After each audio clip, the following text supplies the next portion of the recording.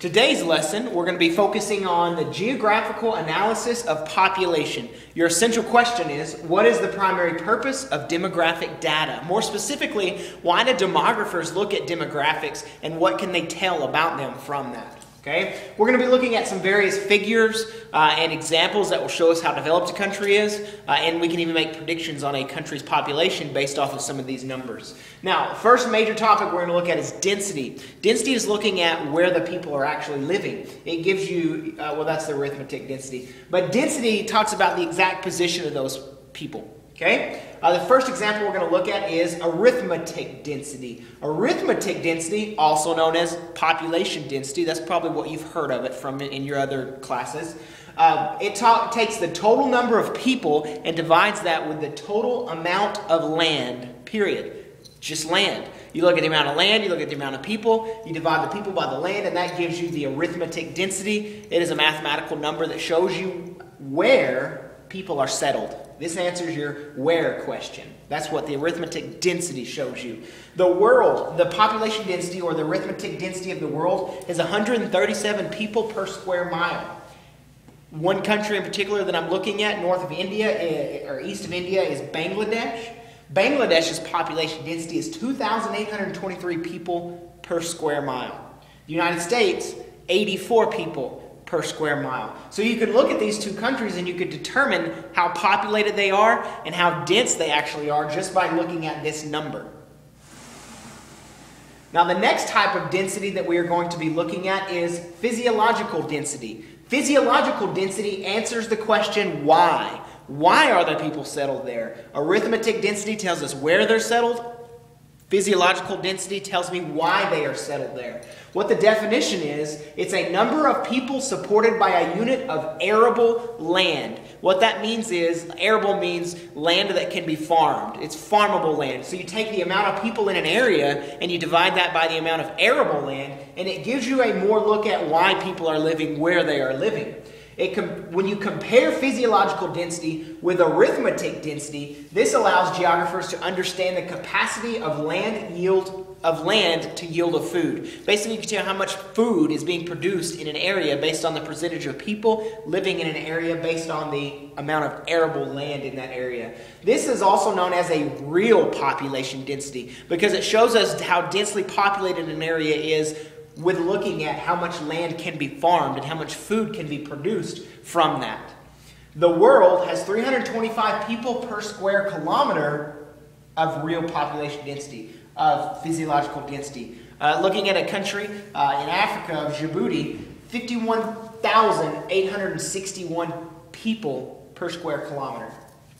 The United States, 179 people per square kilometer of arable land. You can see the difference there, and you can even make predictions of the development of a country and how much food they're having to import versus the United States. How much more open land you have than the United States by looking at those figures. Now the next one that I went ahead and added in here, this is called agricultural density. This is the ratio of the number of farmers to the amount of arable land. This gives us more of an economic difference. We can see more specifically how many people are engaged in the primary economic activities within a country, more specifically than you can with the physiological density. Moving right along from density, we're going to look at the components of population growth, what it takes to have a growing population. There's some indicators here that I want to point out. One is the crude birth rate. We will be seeing it as CBR, acronym. This is the amount of births in 1 year per 1,000 lives. It's the birth rate. The crude death rate, CDR, this is showing you the amount of deaths in a year per 1,000 lives. It's the death rate. That's what you've heard it as. The next is the rate of natural increase. It's also known as the natural increase rate. For us, we're looking at RNI, but if you see NIR, it's the exact same thing. It's looking at the rate of which the population is going to increase. It takes the actual definition is the percentage by which the population grows in 1 year. So annually, how much is the population growing? Most of Earth's history, you look at the whole Earth's history, most of it is at zero population growth. It's within the last couple of centuries that the population growth has really took off. from things like the Industrial Revolution, Agricultural Revolution, from those different things that allowed us to produce more food per people. Okay? The 21st century, the first part of the 21st century, we had 1.2%. That was our rate of natural increase. So you take that number, and it means 82 million people were added each year. Another figure that goes into the rate of natural increase is doubling time. This is the amount of time it takes for a population to double. If you look at the mid-21st century again with a 1.2% rate of natural increase, that means that in 54 years the population would have doubled. Okay?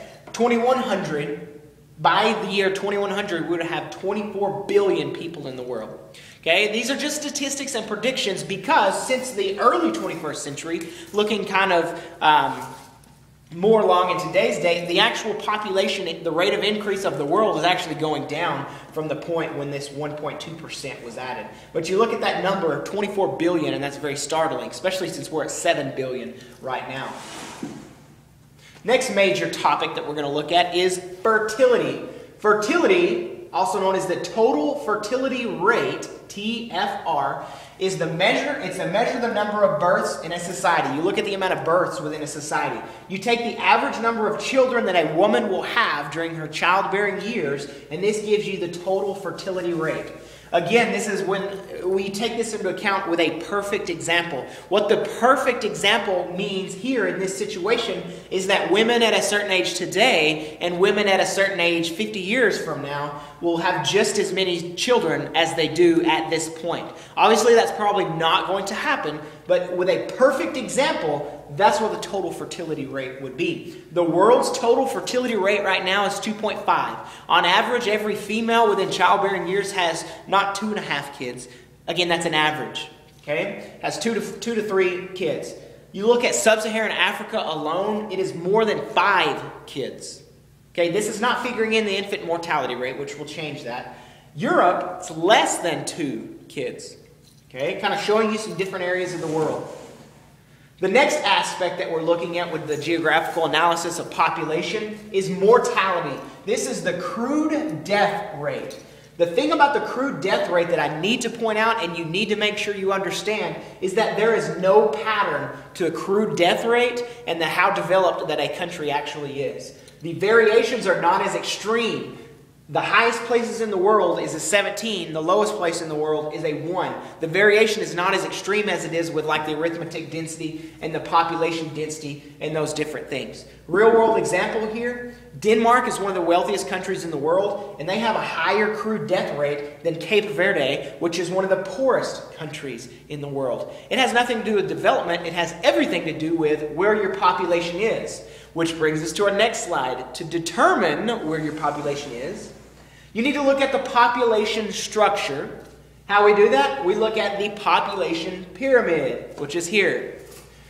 A population pyramid shows you the population of an area on a bar graph. You've got age going up and down on the y-axis. On both x-axes, you've got gender. Generally, you have male on the right, you have female, or male on the left, and you have female on the right. Okay, one thing you need to add to the population pyramid is the dependency ratio. These are the areas of the population density or of the population pyramid where the people cannot work. It's either the graying society, meaning the retirees, or the very young society. In the United States and in more developed nations, generally you have a very high portion of people here in the graying area. So that's meaning you have a bunch of dependence. Your dependency ratio would be high because the people working are having to provide for the graying area. Now the less developed countries generally have a high young area. A bunch of kids that can't work, like sub-Saharan Africa. They have a huge portion of their population here. Their dependency ratio is high. It's in the younger group. Okay? The last thing you look at is the sex ratio, where the genders are. And the number of males per females per 100. Okay? Number of males per 100 females. The number of females per 100 males. So it's a ratio here. When you see population pyramids, you're not going to see specific numbers. It will still give you the same picture pretty much, but it's a ratio. It gives you smaller numbers. In a developed country, you're going to have more females than males because on average, females live 7 years longer than males. I'll get it right eventually. On average, females live 7 years longer than males, so your female side, generally, you'll have more. There is an exception to this. In some Asian countries that are developed, you have more males because of the one-child policy, which we'll get to that in a later unit.